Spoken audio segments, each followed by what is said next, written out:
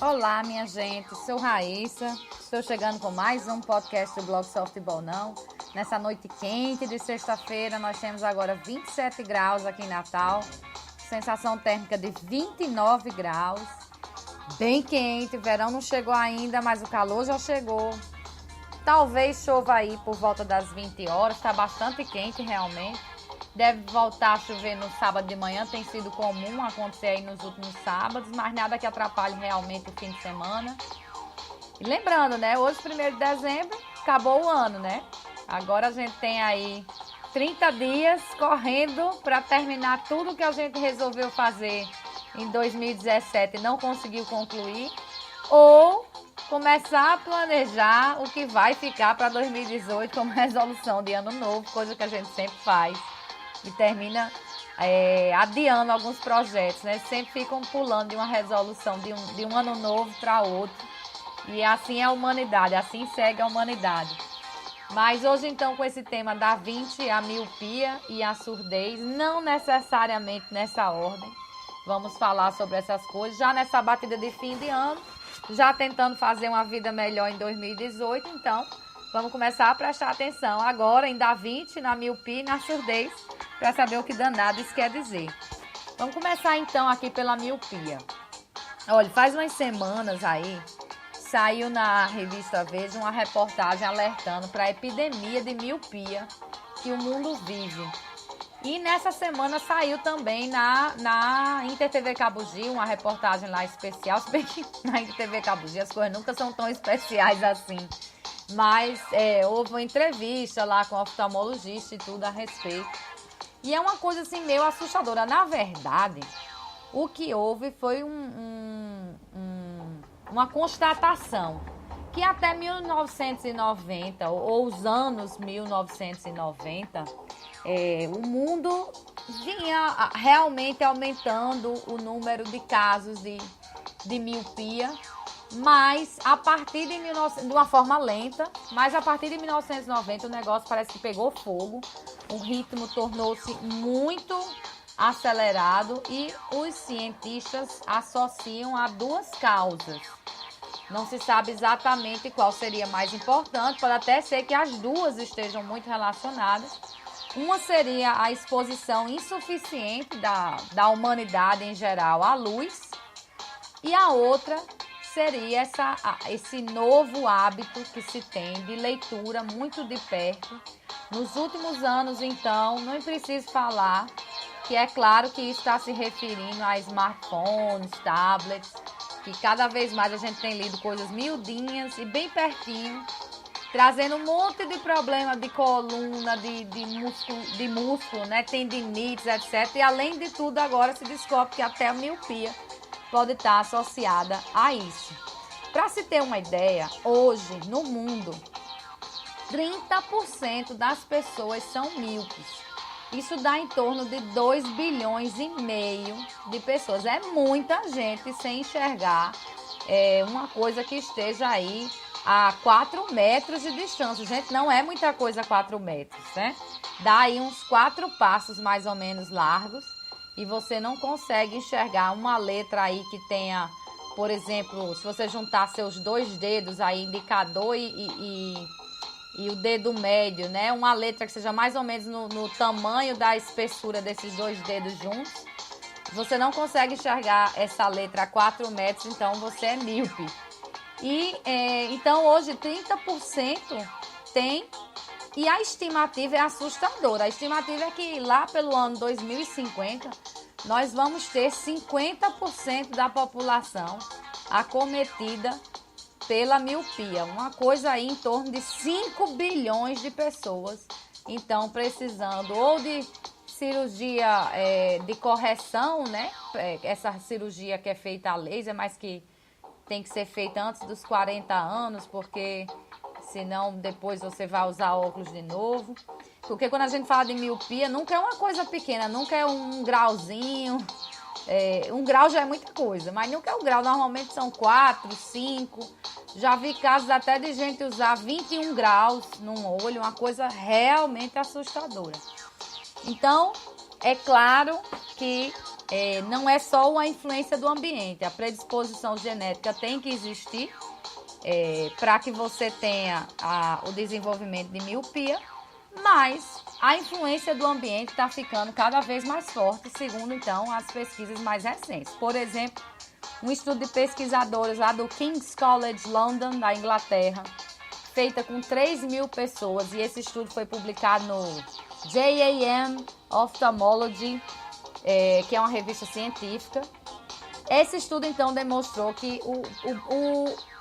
na verdade, esse estudo demonstrou o benefício da exposição aos raios solares, já apontando aquela causa de que as pessoas estão se expondo menos à luz ou estão se expondo de forma insuficiente à luz. E uma das causas, né? Que a outra é a leitura muito de perto. Então, isso está aumentando a incidência de miopia. Então, esse estudo ele conseguiu provar que a maior exposição ao ar livre, aos raios, ao sol, né? Você ficar mais ao ar livre do que dentro de paredes e tudo, especialmente entre jovens entre 14 e 19 anos, conseguiu diminuir a incidência de miopia. Eles conseguiram baixar em 25%. Então, nos jovens entre 14 e 19 anos, lá desse estudo, essas 3.000 pessoas, 25% menos estavam, então, propensos a desenvolver miopia. Mas o que mais assusta não é nem esse estudo lá do King's College London. É um estudo que foi feito nas escolas públicas. Na verdade, uma experiência, não chegou nem a ser um estudo mesmo. O estudo veio depois. Uma experiência nas escolas públicas de Taiwan. Lá em algumas escolas públicas, que você tem que deixar algumas escolas fazendo a experiência e outras não, para poder comparar. Então, em algumas escolas públicas de Taiwan, os professores começaram a estimular crianças de 7 a 11 anos a praticar atividades ao ar livre. Eles chegavam mesmo a desligar as luzes das salas de aula e ninguém podia ficar na sala de aula lá durante essas atividades ao ar livre. O que é que aconteceu? Após um ano, essas escolas que tinham passado, e vou falar especificamente de uma escola, embora eu não tenha o nome aqui, uma escola dessa, que era próxima a outra, que não participou da experiência. Na escola em que a experiência foi aplicada, após um ano, apenas 8% das crianças ali, dos alunos, tinham miopia, em comparação com 18% de uma escola próxima, que não participou da experiência. Então, vejam que essa questão de você estar ao ar livre, a luz natural, na verdade, exposição ao raio solar, etc., é uma coisa importante e que também a gente termina causando aí o que se chama de doença da modernidade, ou como eles chamam isso de miopia urbana. As pessoas têm se encalacrado cada vez mais dentro de casa, em ambientes fechados, com ar-condicionado, com luz artificial. Então, isso está aumentando a incidência de miopia. Por exemplo, na China, onde as crianças estudam muito, para se ter uma ideia, os alunos chegam a gastar 15 horas por semana só nas lições de casa. Não estamos considerando as horas de estudo, que normalmente dá aí em torno de 25 a 30 horas por semana. É o padrão dos países que têm escola, né? O padrão é esse. Então, esses alunos que chegam a gastar 15 horas, os chineses, 15 horas por semana em lições de casa. E sabe qual é o resultado? Na China, 9 em 10 crianças têm miopia. É um número bem assustador. E aí está se questionando essa questão da leitura de perto, porque a tendência pelo tempo de leitura que você vai tendo, como é muito longo, você vai aproximando, até pelo cansaço da musculatura, postura errada, você vai aproximando o olho do que está sendo focado, e isso vai estragando a visão. Para você ter uma ideia, a visualização próxima, a lente do olho ela ganha um volume bem maior que o normal. E isso aumenta a pressão dentro do olho. Isso empurra, esse aumento de pressão empurra a esclera. Olha, não estudei, viu? Fui em busca desses conceitos. Apesar de que na escola, uma das minhas experiências na feira de ciências foi abrir um olho de boi para mostrar exatamente o que acontecia no olho quando se tinha miopia, hipermetropia e astigmatismo. Então, eu conheço um olho por dentro, pelo menos de um boi eu conheço um olho por dentro. Não tem nada de muito diferente. Ele é todo escuro, preto mesmo, como esse material de celular que é preto. Ele é preto por dentro, com um líquido transparente que lembra muito uma clara de ovo. E, lógico, que tem uma lente lá dura, que é o cristalino, né, que a gente tem por dentro do olho. Então, e é duro, viu, para abrir? Bastante duro para abrir um olho. A gente achou que ia abrir rápido, demorou um bocado a começar lá a experiência. Mas então esse aumento de pressão empurra a esclera e o foco das imagens, então, não consegue atingir a retina. No caso de um olho normal, quando a gente recebe lá os raios de luz e é assim que a gente vê o objeto, esses raios vão passando por dentro lá da córnea, da esclera, tudo, vão passando por esse líquido que a gente tem que se chama humor vítreo. E o foco da imagem, dizem até que é invertido, né? A gente vê tudo de cabeça para baixo. Será que é tudo de cabeça para baixo? Mas dizem que é assim. Ele é formado exatamente na na retina. Isso num olho normal. Quem tem miopia, o olho ele é alongado. Justamente esse aumento da pressão que a gente tem. Então o olho ele fica alongado, ele parece um ovo deitado. Um olho normal ele é bem redondinho. O olho míope, então, lógico que a gente não percebe isso aqui fora, né? É dentro do crânio. O olho míope, então, ele parece um ovo deitado. E o que acontece? Como ele é alongado, o foco da imagem termina se formando antes de chegar na retina. A retina está tão longe, porque a retina é no fundo do olho. A retina está tão longe que aí o foco se forma antes. E aí, o que é que o míope faz, então, para poder enxergar? Ele vai aproximando o objeto do olho para levar o foco lá para o fundo do olho, que é onde está a retina. Podem ver, então, que o míope tem essa tendência de deixar as coisas bem pertinho. Eu, por exemplo, como sou hipermétrope, sou o contrário, se botar uma coisa muito perto, eu não vejo, fica tudo turvo. Eu estava até fazendo uma experiência essa semana com Janaína, que é uma ex-míope, porque ela fez cirurgia. E é interessante que quando a gente bota uma imagem mais longe, que tanto eu como ela temos astigmatismo, que acho que quase toda a população do mundo tem. Que é quando não tem uma perfeita simetria entre o cristalino, córnea e tudo. Então aí fica aquela imagem meio turva. Eu, como sou hipermétrope, para limpar assim, a imagem e conseguir ver melhor, eu tenho uma tendência a abrir mais o olho. Né? Se a imagem está ruim e eu quero ver que ela fique mais nítida assim, eu abro mais o olho. Ela já, como é míope, ela já faz o contrário. Para tentar focar a imagem, ela dá uma diminuída nos olhos. É bem interessante essa característica de hipermétrope e de míope. Tem uma amiga também que tem ótica, né, técnica e tudo, que ela diz que pode observar pela lente, né, quando a pessoa usa óculos.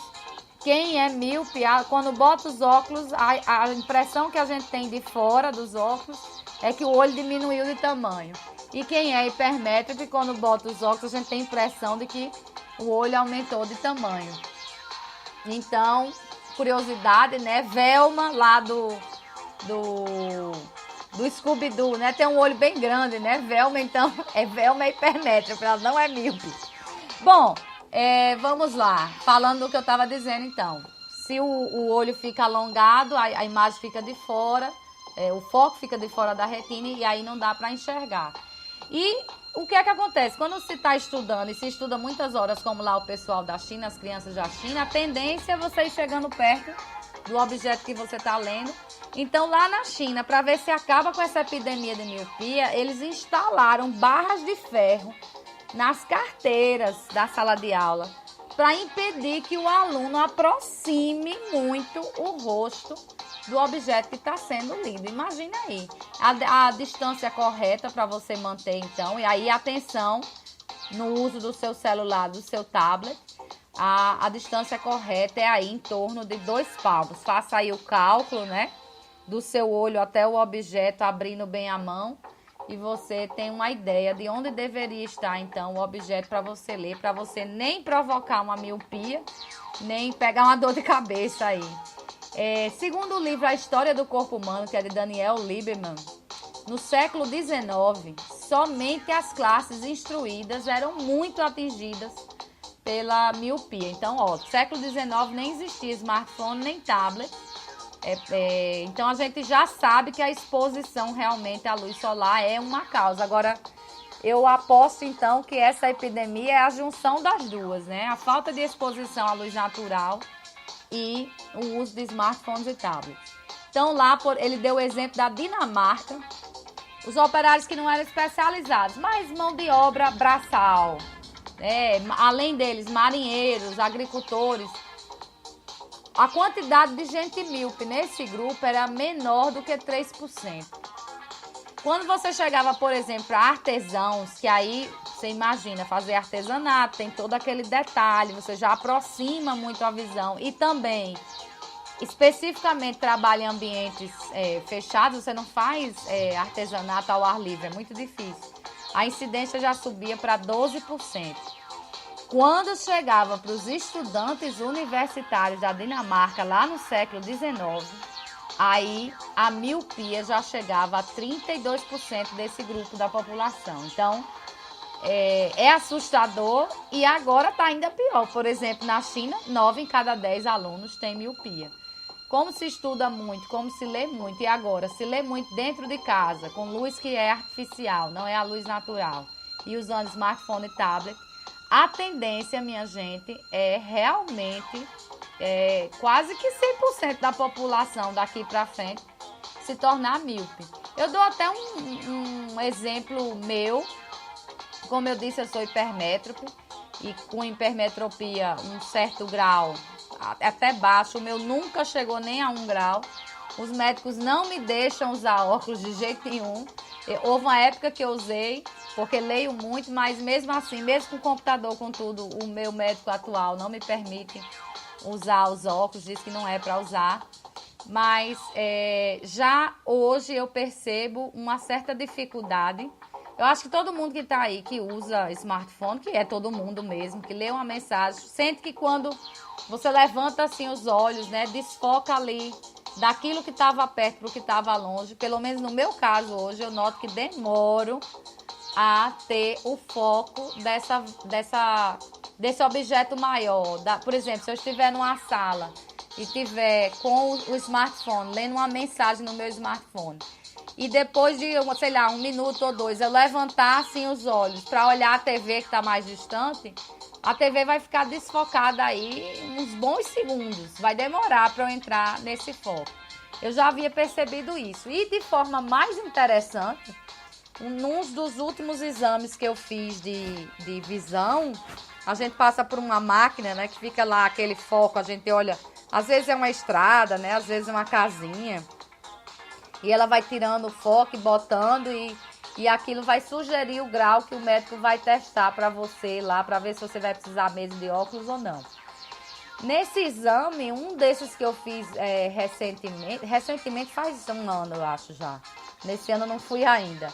Mas o próprio oftalmologista comentou comigo, disse, que engraçado, que você é hipermétrope, tem astigmatismo, mas a máquina, pela primeira vez, o computador sugeriu um grau de miopia para você. Então, hoje, depois de ver essa reportagem e analisar tudo isso, eu vejo que realmente o mundo moderno está nos tornando bastante míope. Para completar, eu tenho fotofobia, então já viu, né, que eu evito ambientes muito claros naturalmente. Eu estou sempre escondidinha, parecendo um morceguinho dentro de casa. Segundo Janaína disse, que eu sou um morcego. Né? Então, sempre tentando ficar no escuro. Agora eu vou ter que fazer o contrário, vou ter que enfrentar a minha fotofobia, mesmo que eu fique chorando, mas para evitar ficar míope, já que eu leio muito, então a tendência é essa de miopia. Então, olho nisso, minha gente, para não ficarmos míopes dessa modernidade toda. Aí eu aproveito para falar na surdez. A surdez eu nem tenho estudo aqui, mas posso falar de casos práticos. Eu já até comentei, acho que nos podcasts aqui bem antigos a respeito disso. Hoje, para onde a gente olha, tem gente com fones de ouvido. É até uma coisa boa quando é para ouvir vídeo de WhatsApp, porque o povo não tem hoje muita noção não, é escutar música, quer que todo mundo escute a mesma música, escute o vídeo, ninguém tem muito essa noção de individualidade ou de publicidade. Aliás, eu acho até que, como se dizia na minha faculdade, isso é a privatização do espaço público. O espaço é público, mas eu quero que todo mundo escute ali o que eu estou usando. Só que as pessoas têm exagerado nesse isolamento com os fones e têm escutado cada vez mais coisas realmente dentro do ouvido e coisas altas, né, num volume alto. E isso leva a uma surdez progressiva. Já se sabe disso, eu não tenho aqui nenhum estudo, mas é senso comum. Eu até me assustei nessa semana, eu vou até dizer qual foi o shopping, eu fui ao Via Direta. E lá na cancela para entrar com o carro, tava o segurança lá, tava com algum problema a máquina e ele estava retirando os tickets. O natalense, olha, eu sou natalense, mas o natalense ele já tem um problema de educação muito grande. Podem conversar com qualquer pessoa que não seja daqui de Natal, que ela vai reclamar, que entra nos cantos, dá bom dia, boa tarde, boa noite e ninguém responde. Eu acho que o natalense cresceu com essa ideia de que vai cair o braço ou a mão se você responder a um bom dia, boa tarde, boa noite, ou então que é tão bicho do mato que aquele bom dia, boa tarde, boa noite não é para você. Sou natalense, viu? Antes que alguém pense que não sou, amo minha cidade, né? Adoro, brigo muito por ela. Quem me conhece sabe até que às vezes eu chego até a exagerar de dizer o quanto que Natal é bonita. Mas, então, eu tava lá entrando com um carro no Via Direta, tava um rapaz na cancela, ele me entregou o ticket, antes dele me entregar o ticket eu disse bom dia, e ele com os fones no ouvido, nem aí.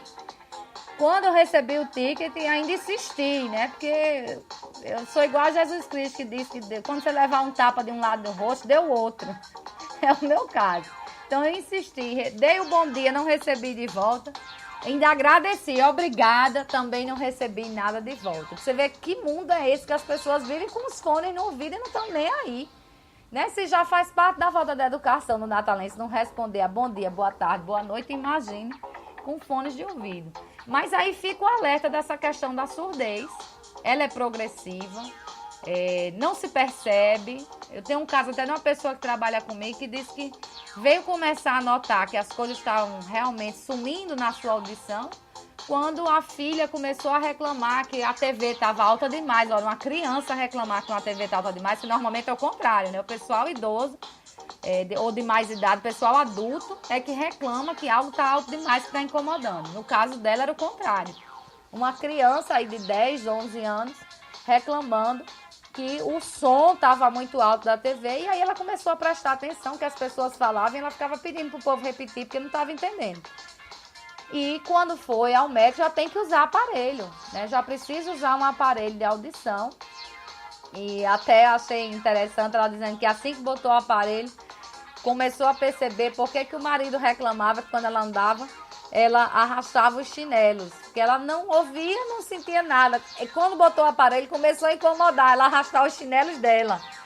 Então, olha o quanto a gente perde do mundo com essa audição indo embora aos poucos. Tenho também um exemplo de um aluno que contou a gente lendo um texto, uma aula de inglês, né? Que eu sou professora de inglês também, já fui professora de direito, mas esse especificamente de inglês. A gente lendo um texto a respeito de um jovem, que era verídico, é um texto da Times, de um jovem que tinha nascido surdo e que conseguiram desenvolver uma determinada cirurgia com aparelho e ele passou a ouvir. E aí abriu o mundo dele de experiências com música. As pessoas começaram a sugerir o que é que ele devia ouvir aos poucos para começar a se acostumar com música e gostar de música, as óperas, etc. Tudo, toda a listagem de música que a gente nunca imagina que leva um tempo para a pessoa ouvir, gostar e tudo. E ele até disse que, apesar de tudo, o melhor som que ele acha é o do silêncio ainda. Mas a gente então discutindo esse texto e depois tem um outro texto de uma pessoa que ia a shows e ficava perto das caixas de som lá do palco, etc. E depois descobriu que tinha uma perda de 50% da audição, que não tinha mais recuperação. Aí um aluno resolveu contar a sua história, um aluno adolescente, resolveu contar a sua história de anos usando um fone de ouvido, cujo aquele plugzinho, são dois, né? A gente tem dois, cada um de um lado. Um dos lados quebrou. E a gente faz muito isso. Um lado quebra, ele foi, não comprou outro, porque é tão comum isso acontecer que ele foi levando. Dava para ouvir um lado só, e ele só ouvia de um lado. E ele foi usando aquilo durante 1 ano, 2, acho que uns 3 anos. Ele foi usando aquele fone de um lado só, ouvindo música alta, etc. Ele disse que só veio perceber o dano quando ele comprou fones novos. Porque aí ele foi colocar lá os fones novos no smartphone dele. Quando colocou a música, achou que o fone estava com defeito, porque um dos lados, justamente o lado que ele tinha ficado usando durante esses 3 anos, um dos lados era baixo, né? Ele botava num determinado volume, ficava alto demais do lado que ele não ouvia, porque o fone estava quebrado. Vamos dizer que esse era o lado esquerdo, né? Então, o lado esquerdo, ele ouvia num som assim bem alto, e o lado direito, que era aquele que ele ouvia há 3 anos, né? O fone quebrado era o que funcionava, era do lado direito, então do lado direito ele ouvia como se estivesse baixo. Aí ele pensou, meu Deus, acabei de comprar o fone, o bicho já veio com defeito. Ele fez lá os testes, aí ele disse, eu vou tentar testar aqui e inverter pra ver. E aí ele trocou os fones de lado. Aí foi que ele tomou o choque, quando ele percebeu que não era o fone, era o ouvido dele. Ele já tinha perdido a audição, né? Então a audição do ouvido direito, eu tô aqui chutando porque eu não me lembro qual era o ouvido, já tinha caído assustadoramente, a ponto dele achar que a música estava alta do lado esquerdo e baixa do lado direito, e ele achava até que era defeito dos fones. Então, se a gente tem que ter atenção para essa modernidade que está trazendo, essa miopia urbana, porque a gente não se expõe à luz natural, não lê as coisas na luz natural, lê muito de perto, equivocadamente, não dá essa distância de 2 palmos, lê muito smartphone, lê muito tablet. A gente também tem que ficar de olho nesses fones que vivem agora nos ouvidos de todo mundo, nos smartphones, ouvindo música, ouvindo vídeos de WhatsApp, etc. Porque essa surdez é progressiva, você não vai perceber, só vai perceber numa situação assim, só vai perceber quando ela já estiver indo embora e as pessoas estiverem lhe dizendo que você não está ouvindo nada, né? Ou quando quebrar um fone desse e acontecer como aconteceu com esse aluno, que ele tentou ouvir e achou que estava quebrado. É dessa forma, então também tem que ficar de olho nesses fones que você coloca no ouvido, porque nossos ouvidos não foram feitos para fones. E aí onde é que entra então toda essa história de miopia, surdez, onde é que entra o Da Vinci? Da Vinci é porque a gente está falando de modernidade que trouxe doença. Vamos falar de algo da modernidade que traz dicas da gente viver melhor 2018. Então vamos falar de Da Vinci, que é um grande artista lá do Renascimento, que é justamente essa passagem da Idade Média para a Idade Moderna. E aí eu vi que foi lançado, essa também saiu numa reportagem da Veja, foi lançado uma biografia de Da Vinci, para quem quiser ler, tem lá 640 páginas. Deixa eu ver se eu anotei aqui o nome, anotei sim. É só Leonardo da Vinci, o título. A portuguesana é de Walter Isaacson, tem tradução de André Cisarnobai e custa R$ 69,90. Quem está aí pensando em presente de Natal, uma boa opção, então, é dar Leonardo da Vinci para o povo se maravilhar com a vida desse verdadeiro gênio renascentista que todo mundo conhece lá pela intrigante obra Mona Lisa. Mas eu vou dizer umas coisas de Da Vinci agora que você nunca imaginou. Primeiro, Da Vinci, ele pode servir de inspiração para a gente no dia a dia, já agora, em 2018, porque Da Vinci era um cara extremamente perturbado, né? Ele tinha um lado humano, ele era inseguro. A gente sempre imagina que o gênio sabe tudo, sabe o que está fazendo, sabe onde as coisas vão dar, né? E nada, o cara era muito inquieto, muito inseguro, era bastante curioso, era bastante criativo. É reconhecido até como uma das mentes mais excepcionais da nossa humanidade, mas Da Vinci era bastante perturbado, como eu disse. Talvez até por sua condição social. Ele era um filho bastardo, isso devia ser o fim da picada lá na época. O pai dele era um tabelião, que então teve um filho fora do casamento. E essas coisas de bastardo, a gente pensa que está tão distante, mas no nosso antigo Código Civil, que era de 1916, existia essas histórias de colocar lá na certidão, fulano era filho legítimo ou filho ilegítimo, imaginem.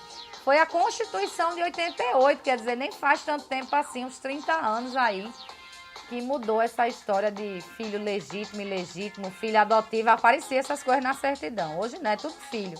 Então, mas na época, coitado lá do 1452, 1500 e pouco, ali o início dos 1500, Leonardo da Vinci, então, era um filho bastardo, isso já mexia muito com sua condição social e para piorar, o coitado era gay. Apesar dele mesmo não ter muito drama com isso, porque teve seus relacionamentos e não eram escondidos, mas certamente deve ter lhe causado algum problema social. Se já causa hoje, parece que o mundo vai cair se alguém é gay, imagina lá pela Idade Média, o início da Idade Moderna. Então, Da Vinci era assim, bem mesmo intrigado com as coisas, inseguro. Tem uma frase dele, segundo esse livro, então, uma lamentação. Olhe só se não cabe pra gente, se você não já se fez essa lamentação há muito tempo, que é, aspas, me diga se algum dia alguma coisa já foi feita. Me diga, me diga. Então, Leonardo da Vinci dizia isso. Ele achava que nada tinha sido feito em algum momento lá da vida e queria fazer as coisas. Então, ele tinha um lado bem humano e a gente percebendo isso em relação a um gênio, talvez a gente melhore um pouco mais. Ele era autodidata, né? Não teve uma educação formal. Isso também poderia explicar muita coisa da sua curiosidade. Aliás, Machado de Assis, nosso aqui também era assim, não teve educação formal, né? Ele era autodidata. Mas, para vocês terem uma ideia da perturbação de Leonardo da Vinci, ele escrevia as coisas de forma espelhada.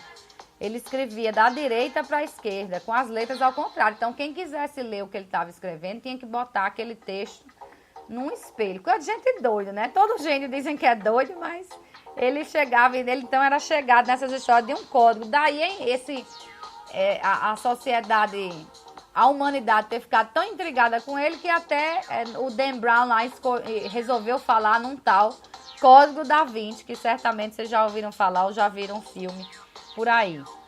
Bom, então Da Vinci ele associava coisas que pareciam não ter a menor conexão, como um redemoinho de um rio e o controle da corrente sanguínea sobre a válvula aórtica. A gente pensa que não tem nenhuma condição de uma coisa parecer com a outra, mas essa associação que ele fez lá atrás, lá no Renascimento, né? Porque entre Idade Média e Idade Moderna, essa associação, então, que ele fez foi comprovada pela Oxford University em 2014.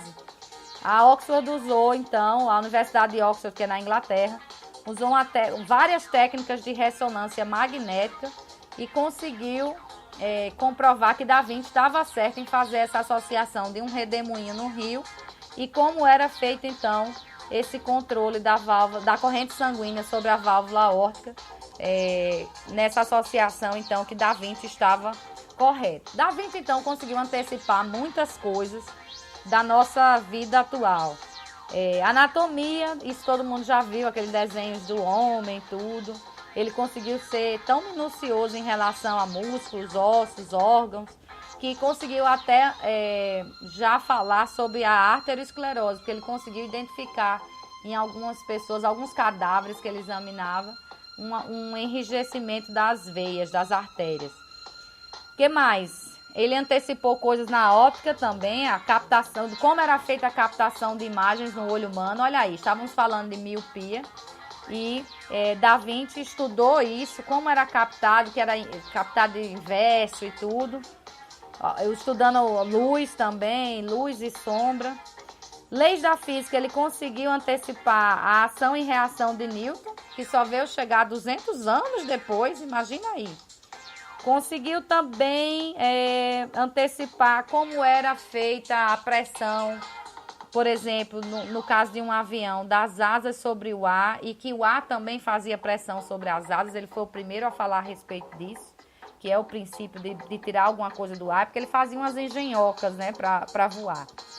Aí isso também teve influência na aviação, porque ele fazia umas alegorias para espetáculos, e essas engenhocas terminaram sendo algumas capazes de voar, não tão longe, mas de voar, e já era um vislumbre assim primitivo do que seriam as asas mecânicas, planadores e helicópteros mais para frente.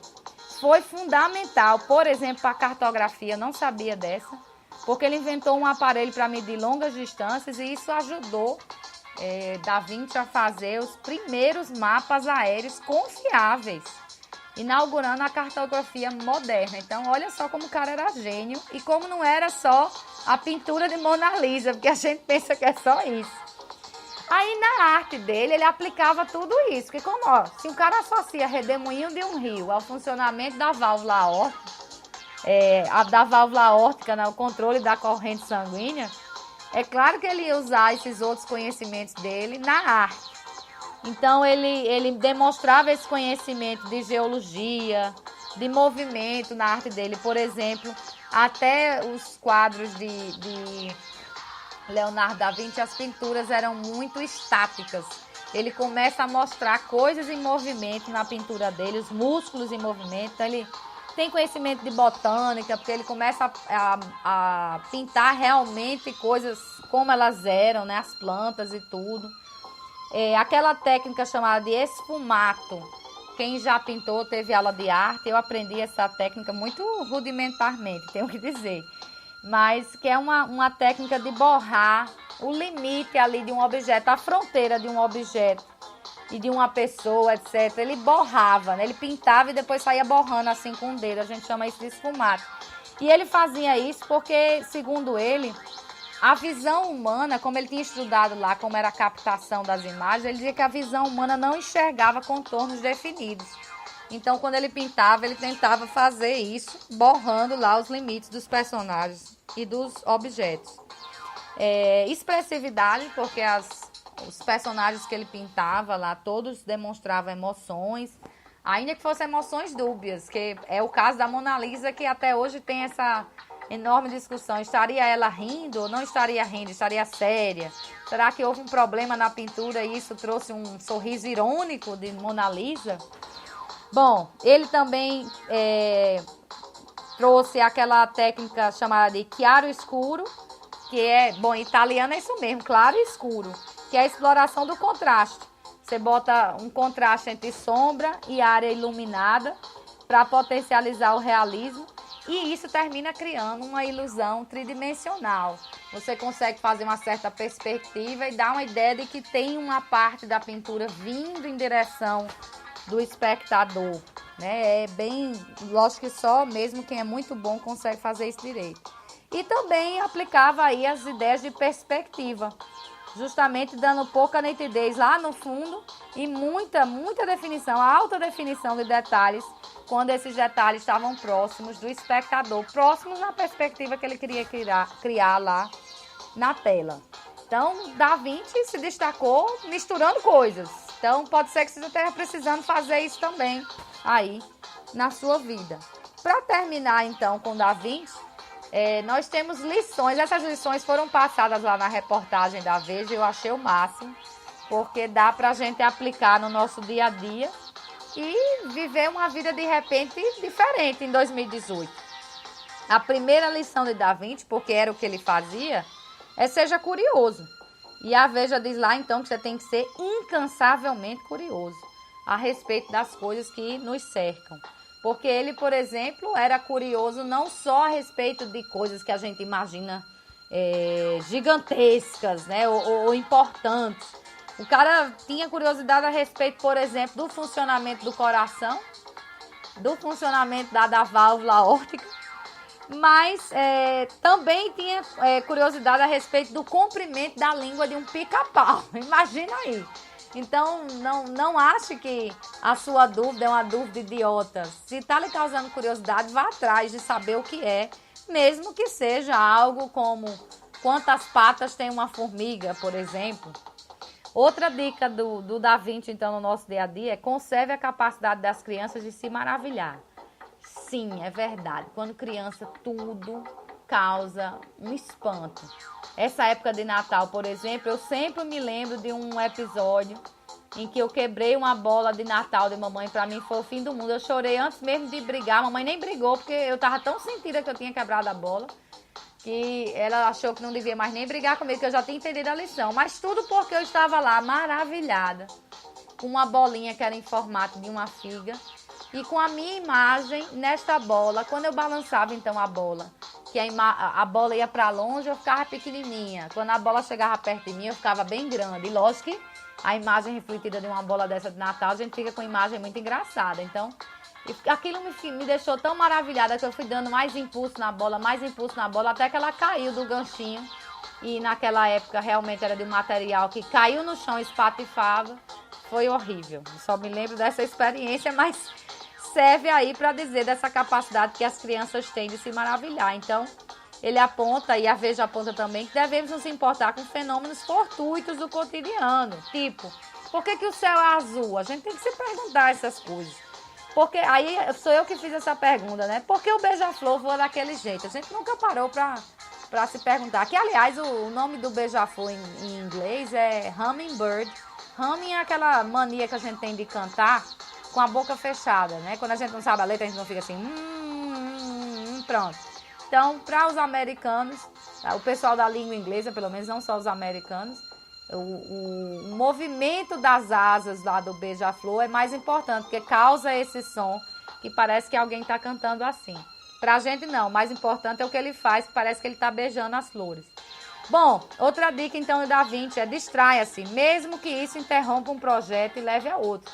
Normalmente a gente acha que isso é procrastinar algo, mas você está fazendo, se distraiu, passe para outra coisa. Porque foi assim que ele conseguiu ligar, por exemplo, a óptica à pintura. Estava estudando a óptica, se distraiu, resolveu aplicar aquilo ali na pintura. Quis pintar alguma coisa, colocou lá.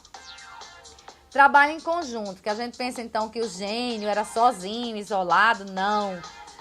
Da Vinci ele conseguiu fazer muitos dos quadros deles com aquela perfeição e tudo, em parceria com assistentes, e também avançou demais lá na matemática e na anatomia, porque conseguiu se associar a especialistas das áreas. Termina que você tira o melhor de cada um, dá o seu melhor também, todo mundo ganha. Então trabalha em conjunto. Alimente a fantasia, mas respeite os fatos. Sim, porque se a fantasia lá do Da Vinci não passava no teste que ele fazia mais ou menos de realidade, ele então reavaliava as ideias e terminava até desistindo delas. Então são essas dicas aí de Da Vinci. Só trouxe coisa da modernidade que faz mal, né? Miopia e surdez. Trouxe então uma lá da idade moderna que faz um bem danado, que é Da Vinci no nosso dia a dia. Nosso tempo voou hoje, falei muita besteira, eu acho. Dica rápida, sexto MPB Jazz, hoje e amanhã, a partir das 17 no Solar Bela Vista, é gratuito lá na Cidade Alta. Tem muita coisa rolando, tem cantor americano, tem gente da terra, vai rolar homenagem a Pixinguinha, Gonzaguinha, tudo de graça, vale a pena, então fica aí a dica desta programação de fim de semana. Renovo o convite, então, para sexta que vem, 7 da noite, sobre outros assuntos. Espero que vocês tenham gostado disso aqui. Mas cuidado, hein? Sexta que vem já vai ser bem pertinho. Tá cada vez mais perto do Natal e o fim do ano correndo. Então, vamos nos organizar. E domingo agora, 10 da manhã, muita coisa sobre futebol. Teve aí o sorteio da Copa do Mundo hoje. Vamos ver quem é que é grupo da morte, quem é que não é.